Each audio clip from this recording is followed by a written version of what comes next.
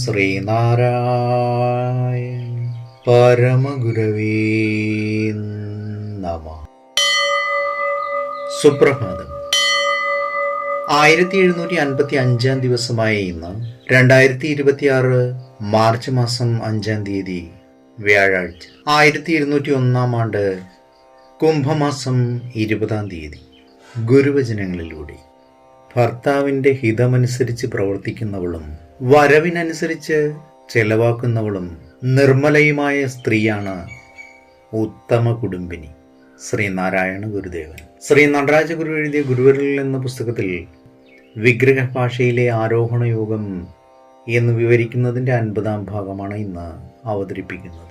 മനുഷ്യ ജീവിതത്തിലെ അനർത്ഥങ്ങൾക്കെല്ലാം കാരണം സങ്കുചിത മനസ്ഥിതിയോടുകൂടിയ വിഭാഗങ്ങളുടെ രൂപം കൊള്ളുന്നതും അവ വിദ്വേഷത്തിൻ്റെയും മാത്സര്യത്തിൻ്റെയും അടിസ്ഥാനത്തിൽ സംഘടിത ശക്തികളായി തീരുന്നതുമാണ്.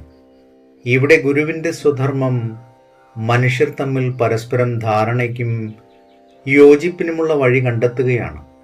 അത് മുഴച്ചിരിക്കുന്ന ഒരു ഏച്ചുകെട്ടൽ എന്ന തരത്തിലല്ല താനും. ഇവിടെ കൂട്ടിയിണക്കുന്ന ശക്തിയായിരിക്കുന്നത് ധ്യാനാത്മകമായ ജ്ഞാനവചസ്സിൻ്റെ സന്ദേശമാണ്. അത് പിണങ്ങി നിൽക്കുന്ന ഇരുപക്ഷങ്ങളെയും യോഗാത്മകമായി അദ്വയമായൊരു സാരത്തോട് സമരസപ്പെടുത്തുന്നു. ഏവർക്കും നന്മ നിറഞ്ഞൊരു സുദിനമായിരിക്കട്ടെ എന്ന് ആശംസിച്ചുകൊണ്ട് നിർത്തുന്നു.